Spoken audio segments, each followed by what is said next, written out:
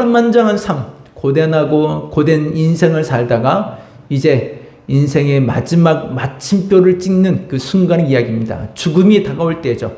죽음이 다가오면서 요셉에게 마지막을 부탁하는 장면입니다. 아들 요셉에게 내가 너 때문에 은혜를 받고 살았으니 마지막 순간도 내가 나를 좀 도와달라. 나의 열조 있는 곳으로 나를 꼭 좀 데리고 가달라. 라고 말을 하고 마치게 됩니다. 하나님의 약속의 땅, 그 약속의 땅에 가고 싶어 했던 야곱의 이 마음을 고스란히 전하고 있습니다. 그래서 야곱과 요셉, 아버지와 아들에 관계된 이야기를 오늘은 잠시 나누려 합니다. 아버지, 그 부모로서 어떻게 인생을 살고 어떻게 살아가야 될까? 정말 아버지는 어떻게 살고 인생을 마치면 자식들이 아버지를 그리워하며 눈물이라도 한번 흘려줄 수 있을까? 예. 정말 많은 장례를 치를 때마다 느끼는 건 그런 느낌이에요. 어머니가 가시는 곳에는 다들 눈물을 흘리고 그리워하고 생각하는데 아버지가 가실 때는 대다수 눈물들 흘리지 않고 그냥 맹맹한 그런 모습을 봤어요. 아버지들이 참 많이 각성해야 되는 우리나라의 이 삶인 것 같아요. 남자들이 각성해야 돼요. 어머니들을 그리워하고 눈물을 흘릴 줄 알아도 아버지가 가시는 곳에는 그냥 웃으면서 그냥 가셨어. 이걸로 끝나는 모습을 봐요.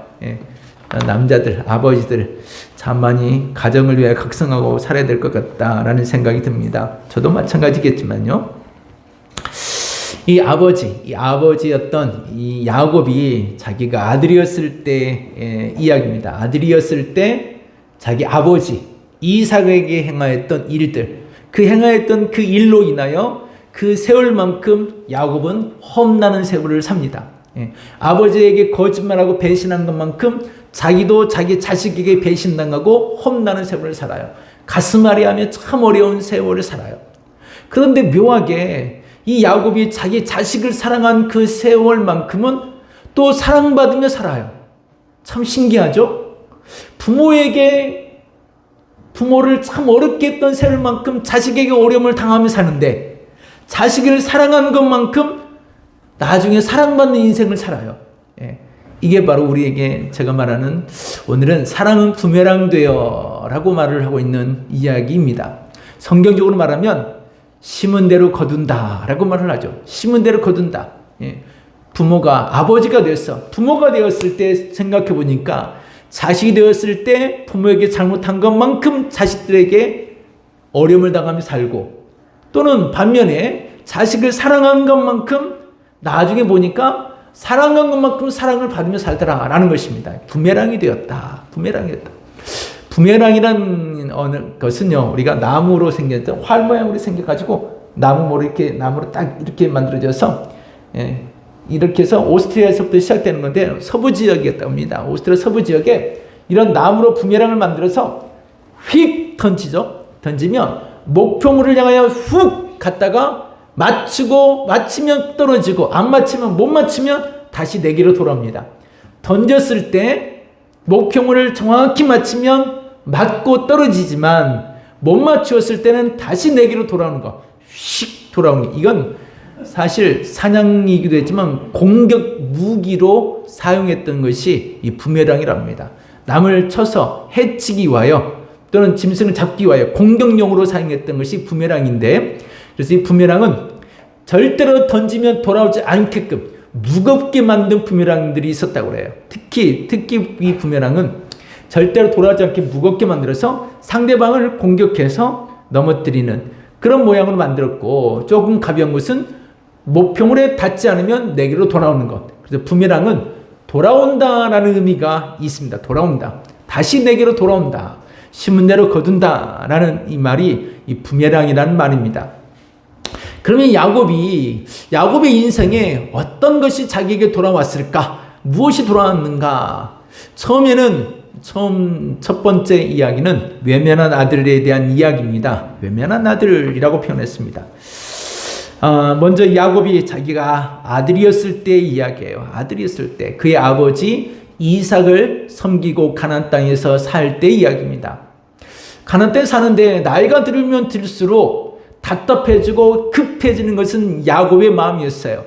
에서는 장자인지라 어차피 장자의 권한을 가지고 하나님의 약속을 따라 살 것 같은데, 야곱은 그러면 나는 내 나이가 60, 70이 되어가는 이런 나이가 되어가는데 나는 하나님의 약속도 없는 자인가? 참 많은 고심할 때 그의 어머니가, 이삭이 눈이 어두워져 가고 있는 이때 그의 어머니가 리브가가 빨리 야곱에게 양털을 입혀서 아버지 앞에 가서 이 축복을 받게 하죠.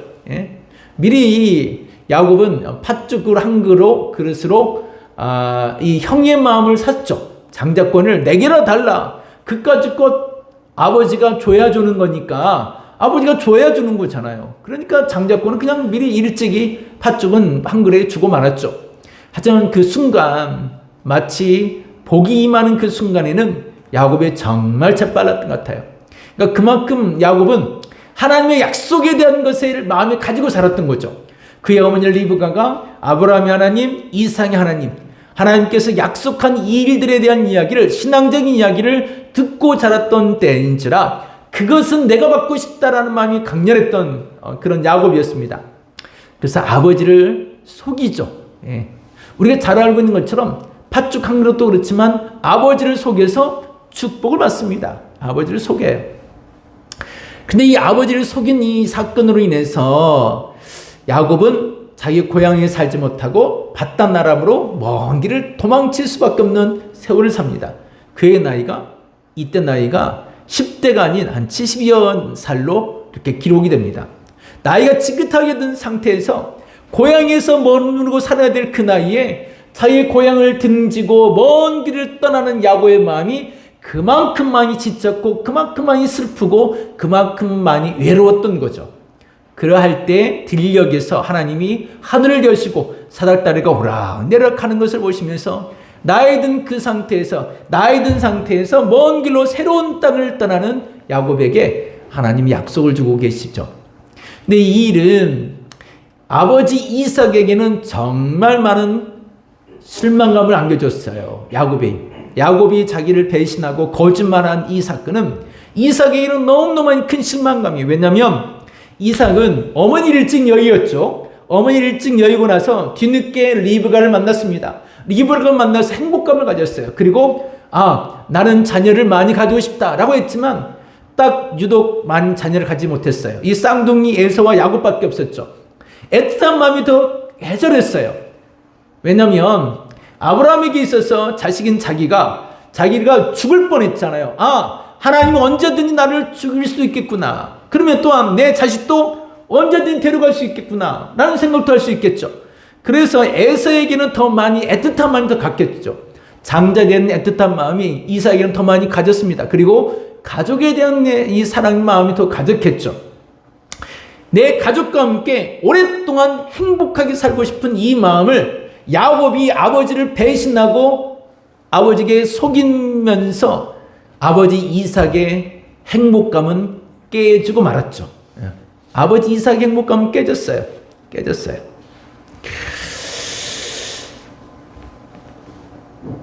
이 깨진 이 사건이 이것으로 끝나지 않습니다. 이것으로 끝나지 않아요. 야곱에게는 아들들이 많았습니다. 여러 많은 아들이 있었죠. 12아들이 있었죠. 12아들이 있었습니다. 근데 이 요셉이 뒤늦게 태어났지만 뒤늦게 태어난 요셉은 자주 꿈에 대한 이야기를 합니다. 하나님이 나에게 꿈을 보여주셨어요. 하나님 나에게 이런 것을 해주셨어요. 하나님 나에게 이렇게 이런 것들을 하셨어요. 라고 할 때마다 야곱의 마음은 더 애틋하게 요셉을 더 사랑하고 챙기는 그런 모습을 가지게 됩니다. 나중에 이제 그 이야기가 등장하게 되는데요. 그러다 보니까 요셉을 더 애틋하게 챙겼어요. 근데 이 일로 인해서 형제들 간에 불화가 생겼습니다. 형제들 간에 좋지 않은 문제가 생겼어요. 그래서 어느 날 야곱이 형제들이 세겜 땅에서 목축을 하고 있을 때, 세겜 땅에 목축을 하고 있을 때 요셉을 보냅니다. 도시락을 싸서 보내서 형제들과 좋은 시간을 보내게끔 들녘으로 보내죠. 넓은 들녘에서 좀 좋은 시간을 보내게끔 요셉을 보냈습니다. 근데 요셉이 세겜 땅에 와서 형제들이 샀는데 형제를 찾지 못하고 두리번 뒤처지떡하는 모습을 봤어요. 근데 형제들이 그 모습을 보면서 통쾌하기도 하고 묘한 생각이 많이 들었습니다. 형제들끼리 만나서 수다수다 이야기를 하는 도중에 한번 우리가 혼내주자. 아버지의 사랑받는 자가 오는도다. 아버지의 사랑은 독차지하는 자가 오는도다. 그러면서 저 요셉을 한번 혼내주자 하다가 이야기가 서로 모의가 되어서 아니다. 저 요셉을 죽여버리는 것이 아버지의 사랑을 우리가 받는 비결이다. 라는 생각을 가졌습니다. 그래서 구덩이를 파서 저 요셉을 죽여버리고 아버지에게 가서 죽었다고 말하면 되는 건 아니냐? 짐승이 와서 죽었다고 말하면 되지 않느냐? 그런데 이 소식을 알고 베냐민이 뒤늦게 와서 죽이지 말자. 살려주자. 차라리 지나간 노예 상인에게 팔아버리자. 죽이지 말자. 베냐민의 간청으로 요셉이 살아납니다.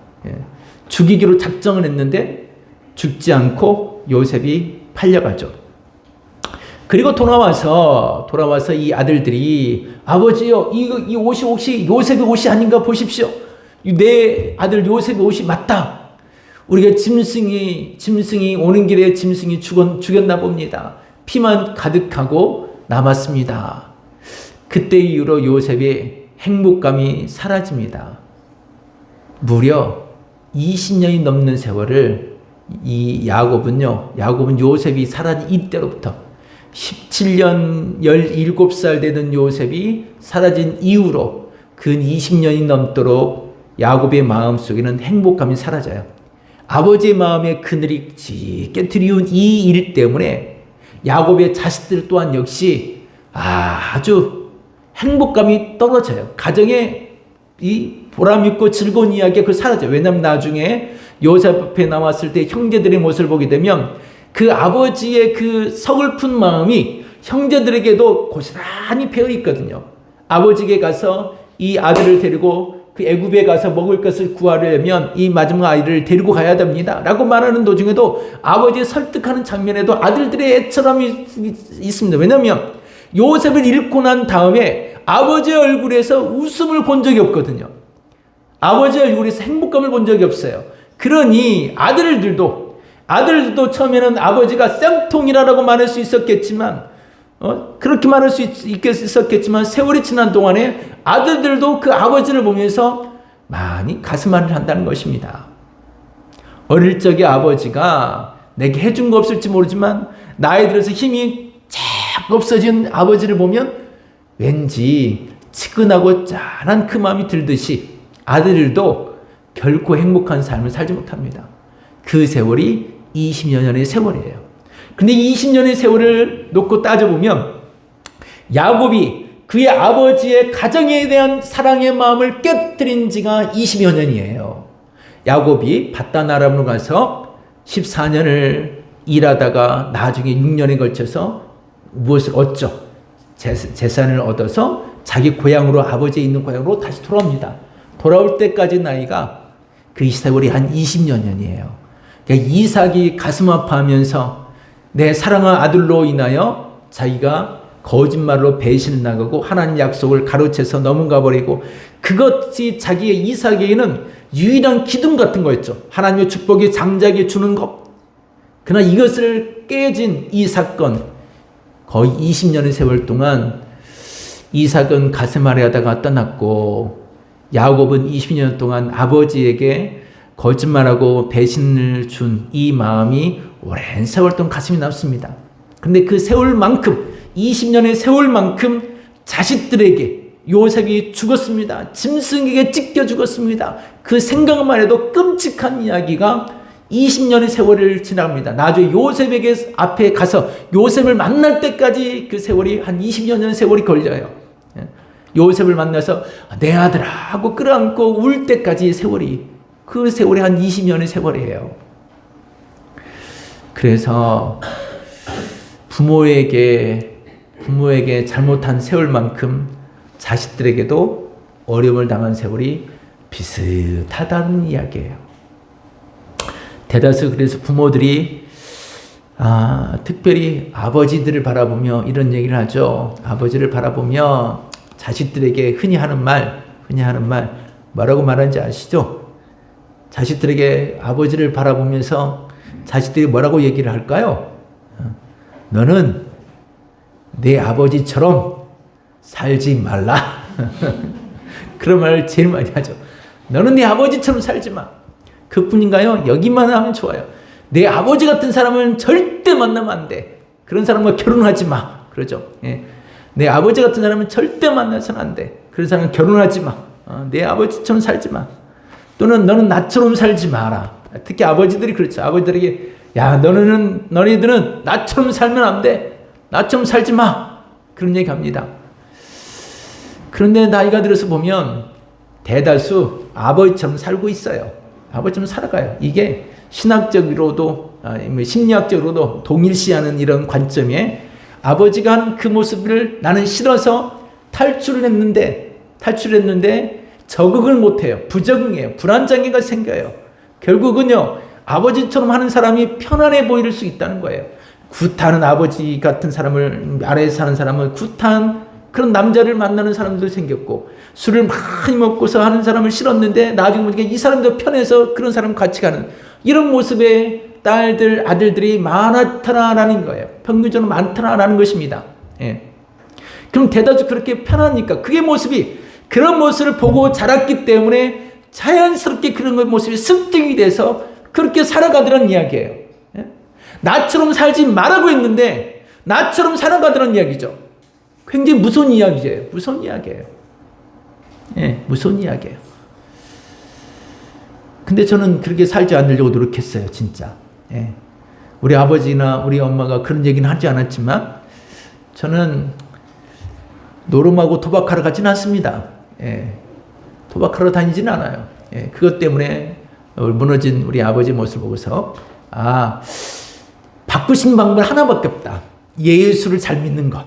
할렐루야. 신앙의 길로 확실히 이 길을 붙잡는 거. 왜? 내 가문에 내려온 모든 저주는 예수님께서 끊어주실 것이니까 이 모든 걸 끊고 새로운 물꼬를 틀고 내 길을 아브라함이 하나님으로 새롭게 만나는 그 길을 걸어갈 수 있는 것은 하나님을 믿는 길밖에 없구나. 이 길밖에 없다. 예, 새로운 길이 열리는 것입니다. 여러분이 새로운 길을 만들어갈 수 있어요. 예, 굉장히 중요해요. 그러기에 한번 따라해 볼 거예요. 자식은 부모의 등을 보고 자란다.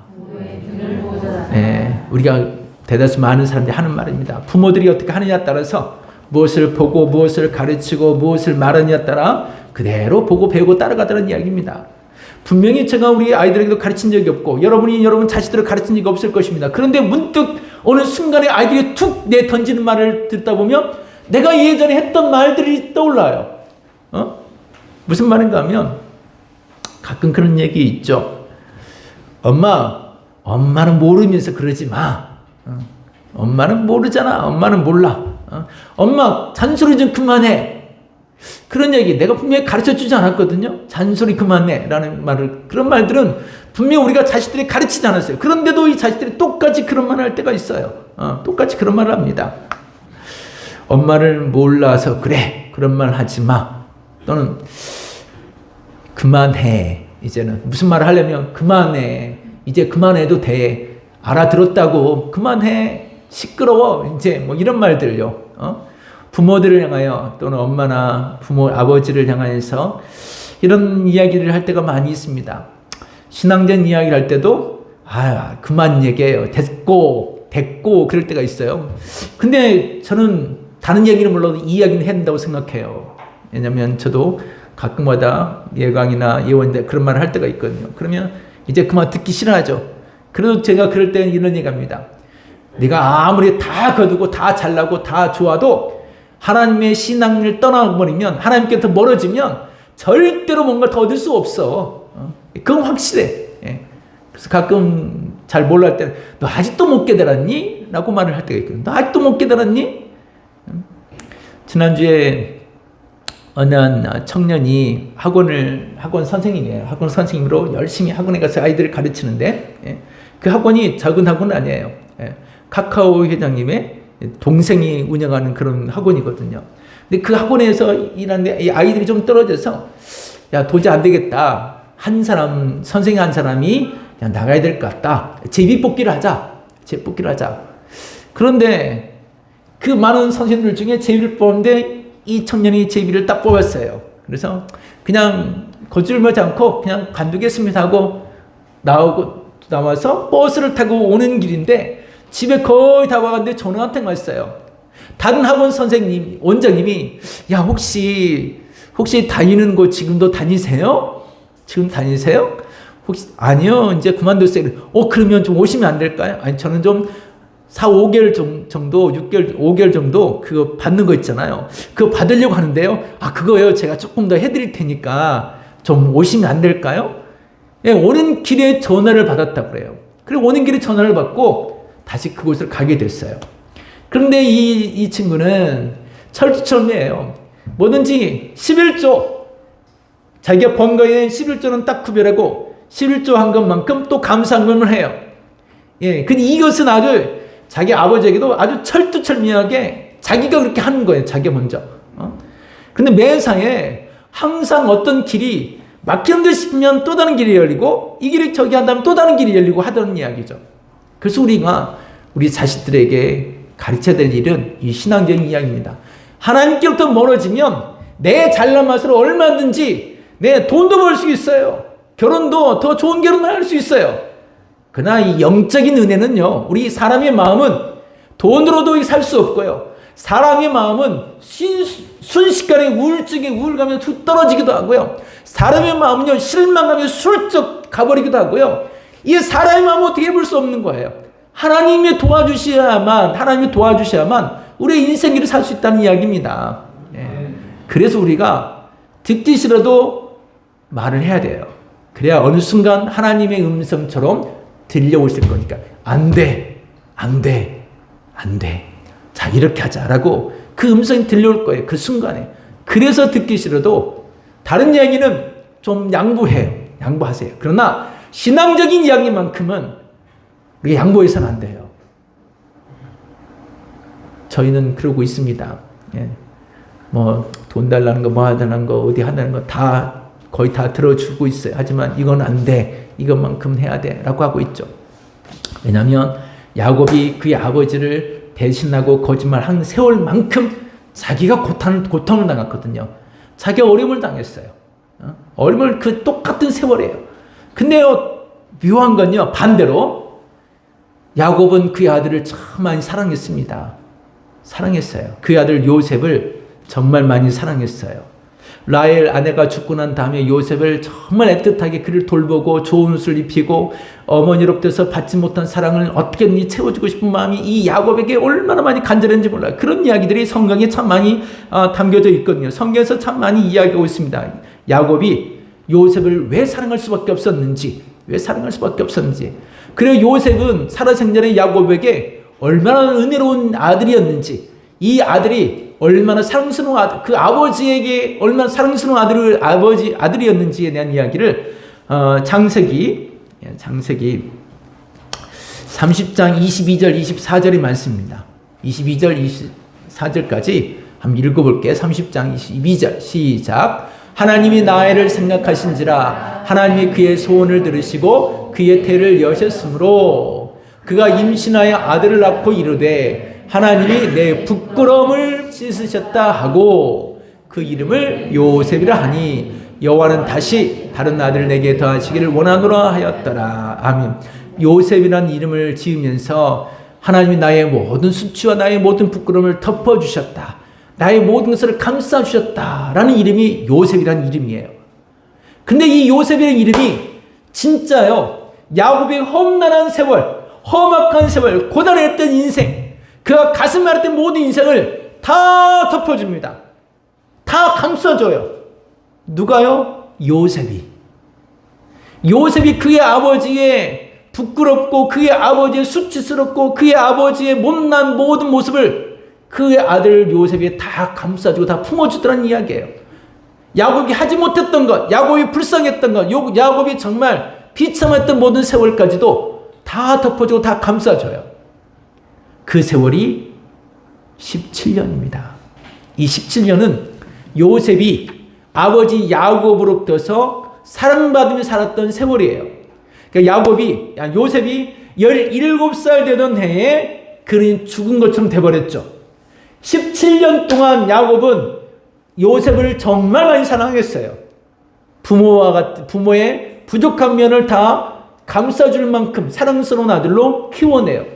이 17년의 세월, 이 17년의 세월을 우리가 읽은 이 성경에서는 그렇게 이야기합니다. 우리가 오늘 읽은 이 본문에서 17년을 거주하였으며 애굽에서 요셉이 산 세월이 17년이에요. 17년. 예. 그러니까 이 17년 동안 아들을 정말로 아끼고 사랑한 세월만큼 애굽에서 17년 동안 야곱이 보호를 받고 사랑을 받습니다. 내가 너에게 정말 큰 은혜를 받았으니. 죽을 때 야곱이 하는 말이에요. 그 17년 세월 동안 많은 사랑을 받았다라는 것을 이렇게 알 수 있습니다. 그렇다면 야곱이 아들을 요셉을 왜 이렇게 사랑했을까? 한 두세 가지 있어요. 첫 번째는 라헬 때문이에요. 라헬이 아이가 없어서 그렇게 고생하다가 겨우 뒤늦게 낳은 아들이 요셉입니다. 요셉을 낳고 나의 부끄러움을 감추셨다라고 말하죠. 요셉을 낳고 난 다음에 야곱이 변화가 됩니다. 예? 그 이전에 아들들이 나왔을 때는 묵묵히 있다가 요셉을 낳고 난 다음에 이 야곱이 강건해져요. 하나님에 대한 신앙에 확건이 섭니다. 그리고 라반에게 요청하기를 외삼촌이여 나와 내 집을 위하여 돈을 주세요. 재산을 주세요. 양떼를 주세요. 소를 주세요. 염소를 주세요. 그래서 재산을 확실히 늘려가요. 요셉 태어난 다음이에요. 그러니까 요셉은 이 야곱에게 있어서 라헬이 죽은 다음에 어머니 라헬이 없기 때문에 더 애틋한 마음이 가져서 그를 사랑해 줄 수밖에 없지만 사랑해 줄 수밖에 없는 그 사연 속에는 요셉이 태어난 다음에야 진짜 아버지가 된 것 같은 느낌이 되었어요. 진짜 사랑하는 아내의 아들 요셉이잖아요. 다른 아내들이 있었지만 제일 많이 사랑한 아내 라헬의 아들이었고 그 아들이 태어나서야 재산을 더욱더 가져야겠다. 그래서 외삼촌에게 임금을 달라고 요청할 수 있는 자신감, 아버지로서의 가장으로서의 자신감, 당당함이 생겼기 때문입니다. 그래서 이 요셉을 17년 동안 많이 사랑하게 됩니다. 두 번째는 이 형제들의 기득권 때문에 보호를 해주죠. 보호. 요셉을 보호해 줘야겠다. 형제들 틈 속에서 싸우고 다투고 뭐해도 형제들은 엄마 하고 달려갈 수 있지만 요셉은 엄마라는 것을 할 수 없잖아요. 예? 엄마가 없는 아이는요, 어느 곳에 가서든지 엄마처럼 보이는 사람이 있으면 막 끌어안고 껴안습니다. 예. 지난주에도 어린이집 한 아이를 보니까 어디 가서 연세 드신 분들 보고 다른 아이들은 그분들 보고 내 인사하고 자기들은 놀 건 놀아요. 근데 이 아이만 유독 한 아이는 그 연세 드신 분들 가서 막 끌어안고 이렇게 막 하더라고요. 왜? 엄마가 필요한 아이니까요. 엄마가 필요한 아이인데 엄마가 없어서 전 그런 분을 보니까 막 달려가서 끌어안는 모습을 보았어요. 그리고 그분도 좋아해요. 예. 형제들 틈 속에서 엄마의 그늘이 없는 이 요셉을 보호해 줍니다. 아버지가 17년 동안 이렇게 보호해요. 그러나 진짜 이유는 세 번째 이유예요. 세 번째 이유, 하나님의 약속 때문에. 하나님 약속. 이 약속은 야곱은 아버지를 속이면서까지 아브라함의 약속을 자기가 이루고 싶었습니다. 그리고 그가 복을 받았잖아요. 그렇게 아브라함의 복, 이삭의 복이 야곱 자기에게 이루어지기를 소원했습니다. 자기에게 이루어지기를 정말 많이 소원했거든요. 그런데 이 약속에 대한 꿈과 희망과 내일에 대한 소망을 가진 아들은 요셉이 유일해요. 요셉이 아브라함의 하나님, 이삭의 하나님, 적과 꿀이는 땅 하나님께서 주시는 모든 약속의 그 이야기를 요셉은 항상 꿈을 꾸며 이야기하거든요. 아버지에게도 아버지 해와 달이 절연하고 볕단들이 이렇게 됐고요. 하나님이 뭐 이렇게 하시려나 봐요. 하나님이 우리에게 이런 일을 주실 거예요. 하나님이 나중에는 이런 꿈을 주실 거예요. 이런 날들을 주실 거예요. 하나님의 약속에 대한 그 믿음을 다른 자식들보다 요셉이 유일하게 이 신앙의 그릇을 채워갑니다.